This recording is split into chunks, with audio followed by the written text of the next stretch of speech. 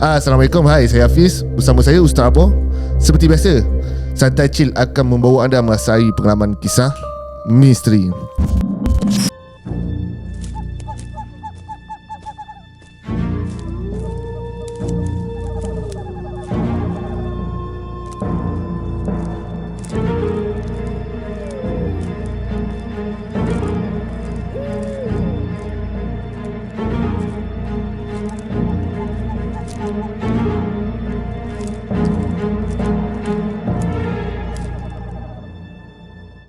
Bismillahirrahmanirrahim. Wallahu ashaddu ba'san wa ashaddu tanqila. Fallahu khairun hafiza wa huwa arhamur rahimin. Dan yakni ingatlah, Allah amatlah besar kekuatannya dan amatlah berat azab seksanya. Allah jualah penjaga yang sebaik-baiknya, dan dialah jua yang maha mengasihani dari siapa sahaja yang menaruh belas kasihan.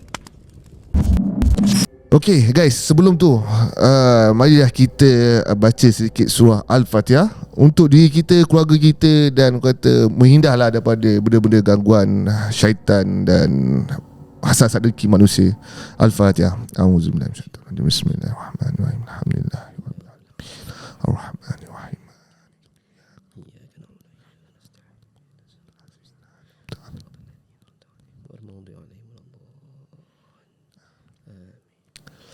Okay guys, Alhamdulillah, setelah orang kata 3 kali percubaan, kali keempat baru berjaya bawa Ustaz Abo datang ke studio. Sebabnya dah beberapa kali kita orang kontak agak busy hari ni. Alhamdulillah kita berjaya bawa Ustaz Abo datang sini, dan kita pun baru selesai proses pagar dah menghalau studio. Bukan menghalau studio, menghalau gangguan yang ada di studio. Okay. Kalau kita halau studio dia, bawa anak-anak semua keluar. Bayar amaran yang terakhir keluar sekarang. Semua sekali keluar semua sekali. Asyhadu anna Muhammadar Rasulullah. Okey, macam saya bro kan, kau mesti tertanya kenapa aku panggil surah ini buat rawatan semua. Jadinya macam aku cakap, macam mana? Apa sebenarnya apa punca utama kenapa ialah sampai kali keempat kan kita deal tak jadi. Kenapa sebenarnya? Apa masalah yang berlaku kat studio ni? Okey, masalah sebenarnya masalah kat studio ni benda dah aku kata dah lama. Macam aku cakap dengan video-video sebelum ni, bangunan ni agak lama, dan penghuni sebelum kita orang Santai Chill duduk kat sini pun dah ada penghuni-penghuni lain, maksudnya penyewa lain semua yang sewa bangunan ni semua. Kebanyakan diorang kata memang ada kisah-kisah mistik kat sini dan memang ada penunggu. Jadinya kita orang macam tak ambil pop, walaupun mula-mula kita orang kena ganggu, dan lately sejak belakangan ni aku salah sebut. Kita sering kita orang time recording gangguan, contoh-contoh gangguan macam mostly dia akan bermain di belah kanan kita orang, dia akan bunyi ketak macam orang ramai kat dalam ni. Sedangkan kadang aku dengar syuk je dekat studio ni bro. Ramai. Kadang-kadang sampai caller diganggu dengan caller. So jadi kita orang macam dah too much sangat aku benda ni. Mungkin disebab kesilapan pihak Santai Chill juga kan. Kadang-kadang proses recording kita orang pun terlepas untuk berdoa kan. Kadang kita orang kejar masa semua. So silap kita orang. Memang banyak gangguan. Itulah punca-punca. Nak cerita seram pun panjang ke. Syuk pun ada cerita seram juga. Tu antara gangguan yang kita orang suruh kau datang sini untuk merawat. Tapi memang aku sendiri pun tak menafikan, sebab macam kita dalam proses kita rawatan tadi pun masa, kalau perasan masa solat sekali, kalau kau ada perasan apa, masa solat tu sekali memang ada bunyi dekat satu tempat tertentu tu. Dan yang kedua, masa kita tengah masa bila tadi tengah ruqyah, memang ada dia cuba nak menonjolkan diri dia, nak cakap dia ada kat situ lah kan. Wallahualam. Tapi kebiasaannya kalau gangguan yang berkaitan dengan bunyi-bunyi ni, kebiasaannya berkaitan dengan yang budak-budak ni lah. Dia suka nak main-main kan, suka nak menonjol-nonjolkan diri dia. Tu kita kalau semasa proses menghalau ni, kita minta kita cakap dengan makhluk ni, kau bawa anak-anak kau keluar sekali. Maksud kita pesan dengan dia, dengan keluarga-keluarga dia semua sekali keluar. Pasal apa? Kalau bila kita buat rawatan, kita akan melakukan rejaman lah. Kita panggil rejam, kita tak panggil renjis. Biasa orang cakap renjis air. Renjis ni lain, sebab apa? Kita panggil rejam. Kita rejam adalah dengan niat kita merejam air tersebut. Sekiranya terkena pada makhluk tersebut, sama ada dia mati ataupun dia cacat lah. Tu terpulang lah. Apa yang berlaku Wallahualam kita pun tak tahu. Tapi pernah berlaku dalam proses rawatan kami, ada orang tertentu yang Allah bagi dia izin, dia boleh nampak. Bila kita rejam air tu, kita nampak air. Tapi orang ni yang kita tak kenal ni, yang macam kita datang rumah dia ni kan, dia kata dia nampak rejaman tu keluar seperti percikan-percikan api yang keluar dengan izin Allah lah. Bukan perawat tu hebat, perawat tak ada apa, perawat ni cangkul, ibarat macam cangkul je lah. Yang berkuasa tu Allah. Jadi dia kata dia nampak macam bila perawat ni rejam, ibarat seperti percikan api yang keluar. Maksudnya mungkin begitulah yang kita pun tak tahu, wallahu alam ghaib man. Kita cuma berdoa kepada Allah, ya Allah jadikanlah air, garam ataupun lada hitam dan sebagainya sebagai alat senjata untuk kami, yang engkau berikan kekuatan kepadanya untuk kami menghapuskan makhluk-makhluk yang degil yang berada dalam kawasan kami ni. Jadi macam itulah kita halus. Jadi tadi ada cakap pasal penghuni tempat penyewa sebelum ni pernah kata ada penunggu, betul ke? Ada cerita dia ke? Boleh kongsi sikit? Dia ada cerita. Dia macam ni je. Bangunan ni macam aku pernah cerita, bangunan ni dibina zaman Tunku Abdul Rahman. Subhanallah, Tunku Abdul Rahman. Dia dah Tunku Abdul Rahman. Ada yang tak tahu ni Tunku Abdul Rahman tu Perdana Menteri ke apa ni? Perdana Menteri yang pertama lah. Ya, kalau tahu pertama dia berjumpa dengan keluarga atuk aku. Masa ni kawasan ni adalah kawasan sawah padi, sungai parit, sungai. Tunku Abdul Rahman jumpa dengan atuk kau? Moyang aku. Subhanallah. So untuk jadikan pekan, kawasan ni adalah pekan pertama untuk daerah ni lah. Dan jadi diminta untuk pihak keluarga aku untuk bina bangunan ni. Masa tu keluarga aku tak bagi sebab ialah tanah kan. Sebab orang Melayu memang sayang tanah. Ya betul. Dia memang jaga tanah. Dan tapi disebabkan kerajaan juga nak ambil, tapi atas perjanjian keluarga semua. So kerajaan kata tak apa, kerajaan akan bantu naikkan, tapi masih lagi atas tanah keluarga aku. Faham? So bangunan ni dia bina agak lama. Dan kawasan bangunan ni adalah kawasan parit. Dan pernah sekali penyewa-penyewa sebelum ni cerita dah panggil pagar, even dah panggil ustaz. Kebanyakan ustaz cakap memang penunggu dekat sini, dia kata sebab benda tu dah tertanam dekat sini. Tak tahu sama ada sungai-sungai dahulu, orang dulu buang benda tu dah jatuh ke dalam tanah tu, ataupun dah ditanam timbus, ataupun orang dulu dah memang tanam, kita tak tahu.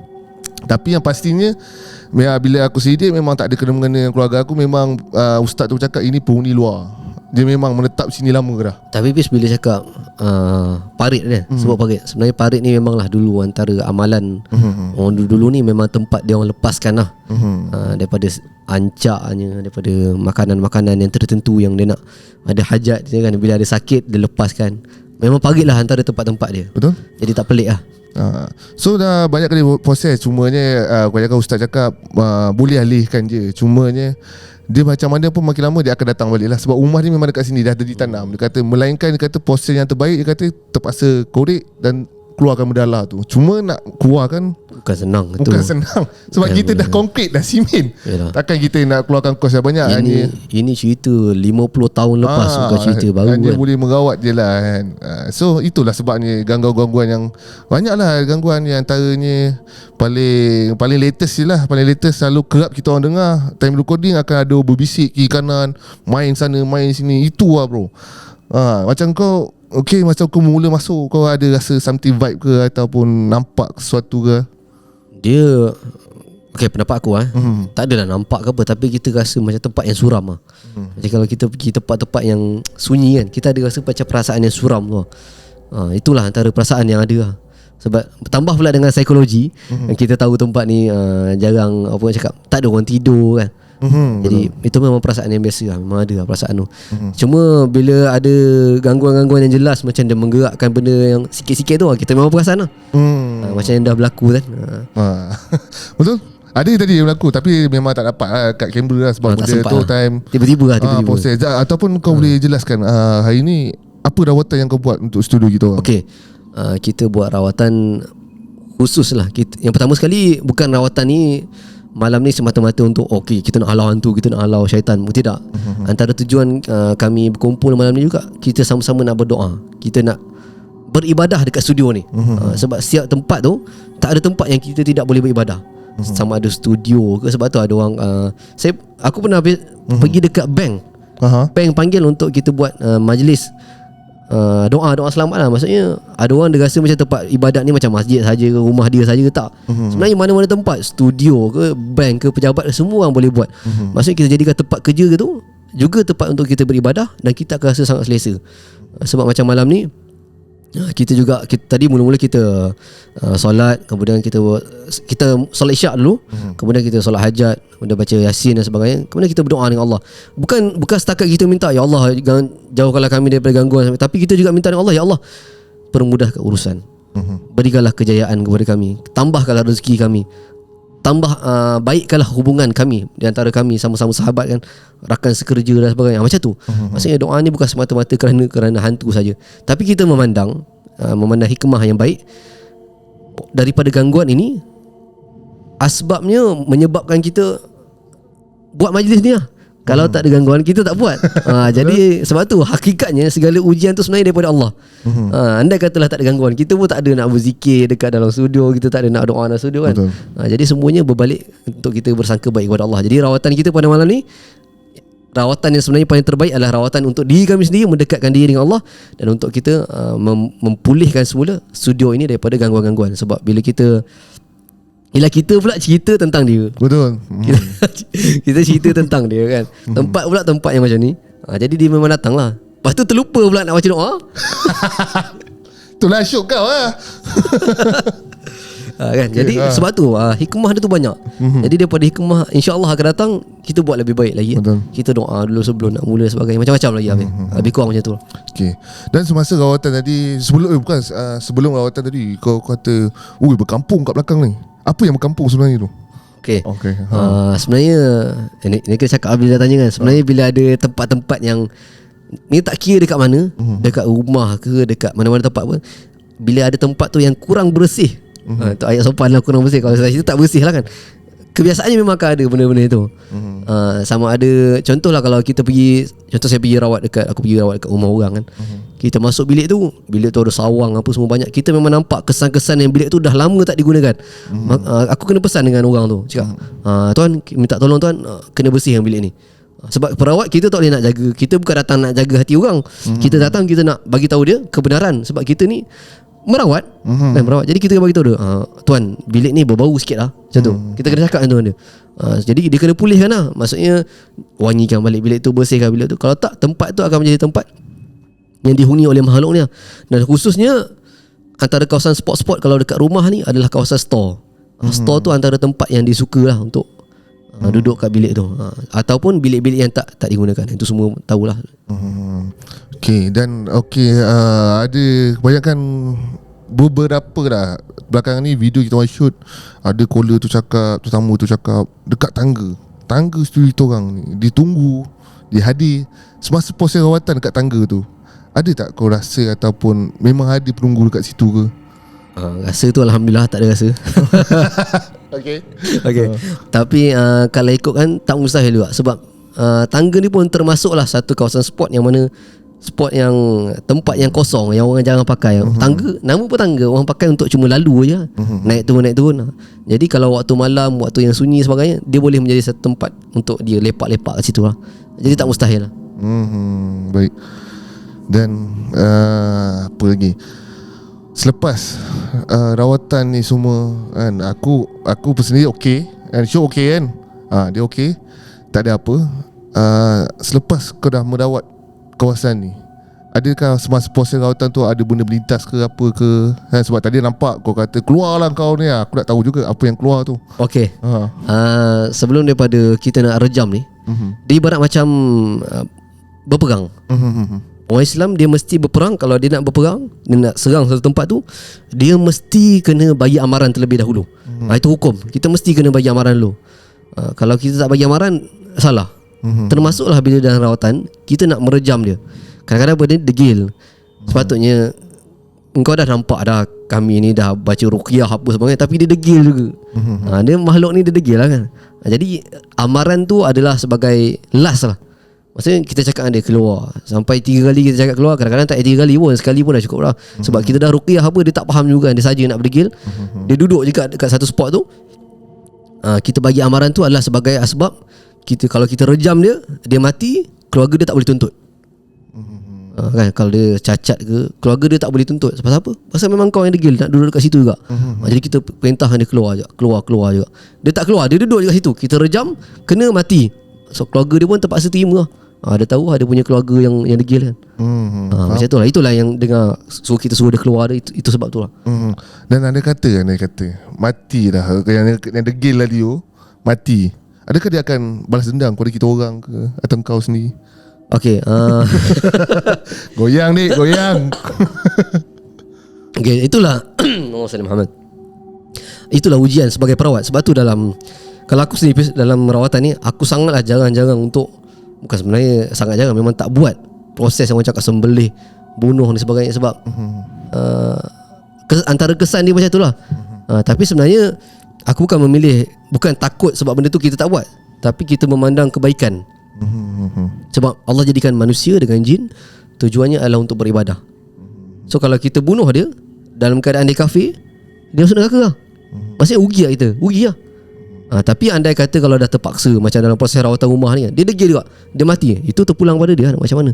Jadi soalan dia, boleh tak dia keluarga dia ni, wah, dia tahu dia punya keluarga yang degil, tapi dia nak balas dendam kat kita, boleh lah.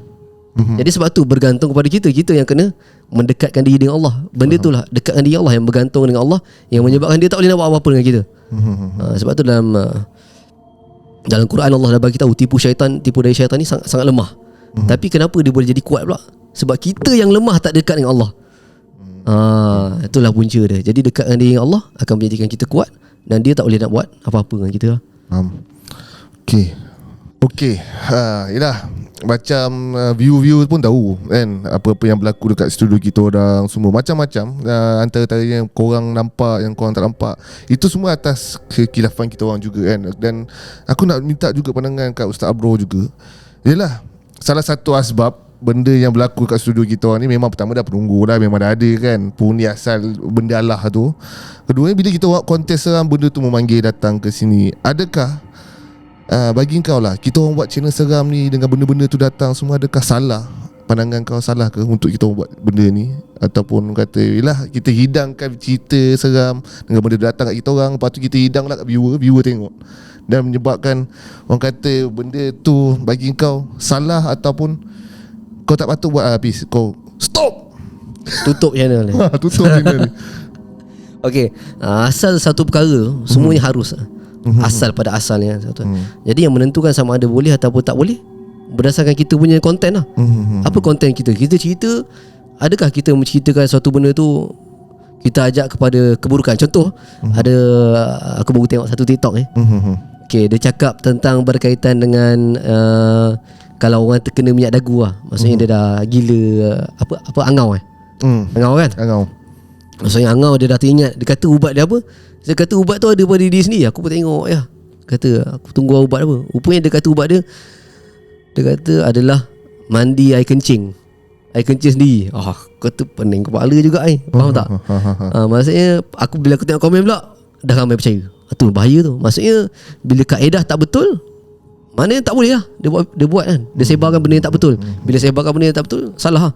Ada pula orang komen dekat bawah tu tanya, saya nak tanya, boleh tak kencing tu campur dengan air lain, lepas tu kita mandi?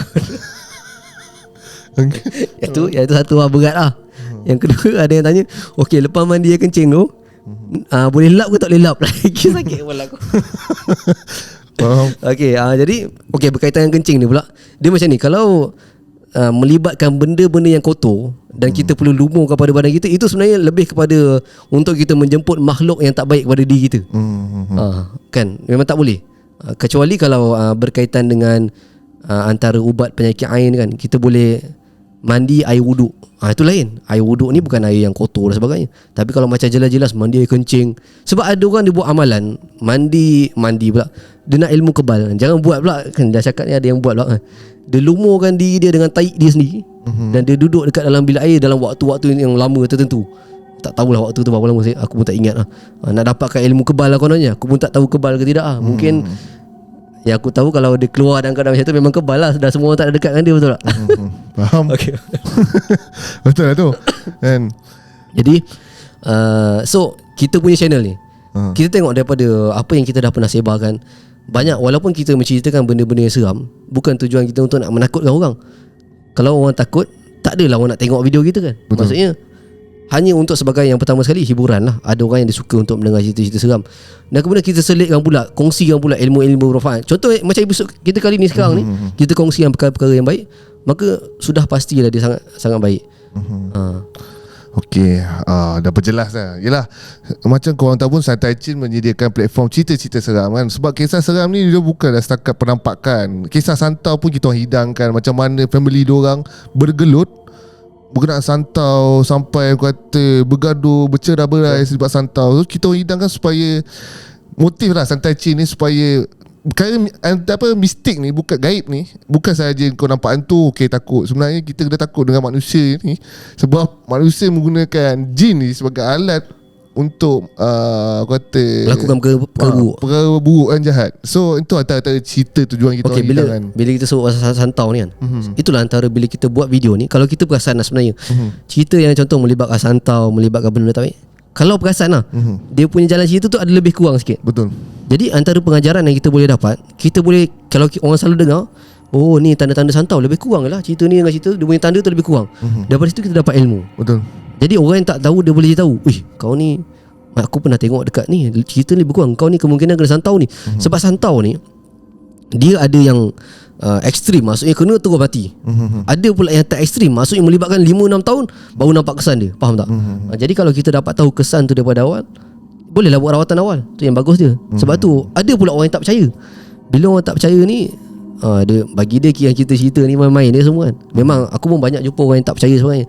Jadi mungkin boleh menjadi sebagai satu rujukan kan, ataupun membuka hati orang yang tak percaya. Sebab alam gaib ni kita kena percaya. Betul. Kebanyakannya orang dah kena pada diri sendiri, dah kena pada isteri sendiri, baru dah nak percaya. Kita tak nak macam tu. Betul. Yalah, kita pun hidup di akhir zaman, di mana kita tahu akhir zaman sihir tu antara permainan yang akan luas nanti diorang gunakan, dan fitnah juga. Okey. Lagi satu habis, antara tujuan kita ni pula adalah kita nak menggalakkan orang supaya jangan pergi kat tempat yang tak betul. Betul. Sebab hari ni banyak sangat orang yang pergi dekat tempat-tempat yang tak sepatutnya, pergi kat tempat yang betul. Macam yang cakap tadi pasal kencing, baru share sikit semua dah percaya. Kan? Itu yang bahaya. Itulah antaranya. Okey, baik. Aku rasa dah tak ada apa aku nak tanya.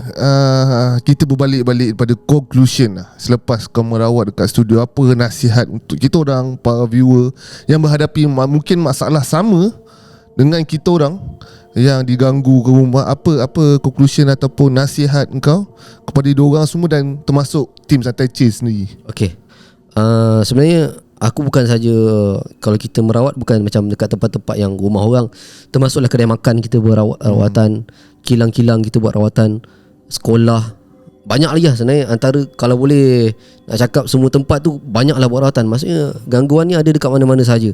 Jadi yang pertama sekali, kalau kita memang blur, zero, tak tahu nak buat apa langsung, jangan kita redha dengan gangguan. Faham? Maksud redha tu macam mana? Dah kena ganggu, nak buat macam mana, relax je lah kan. Ada yang sampai duduk rumah 2 tingkat, dah tidur dekat rumah. Okey, dia ada suami, isteri, anak ada 3 ke 4 orang macam tu. Semua ni tidur dekat ruang tamu dah nak dekat hampir 2 tahun. Okey, faham.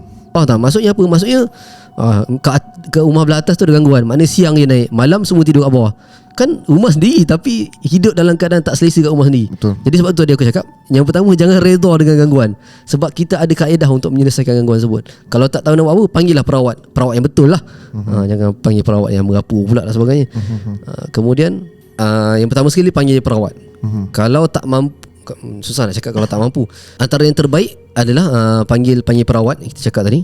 Kemudian yang seterusnya, kita sendiri, tuan rumah sendiri kena mendekatkan diri dengan Allah. Kita semak balik, ada tak kita sama-sama dengan keluarga kita solat, suami isteri ada tak sama-sama solat. Sebab kebanyakannya banyak tak buat. Banyak balik kerja, minta maaf cakap, solat pun tidak. Kalau ada gangguan tu, janganlah pelik dengan diri anda sendiri. Yang tu kenalah betulkan dulu. Yang kemudian seterusnya, antara rawatan-rawatan yang kita boleh buat, pastikan anak-anak kita semua dalam waktu maghrib. Benda ni dia selepas asar tu dia mulai aktif. Maghrib tu memang waktu-waktu yang hot lah kan.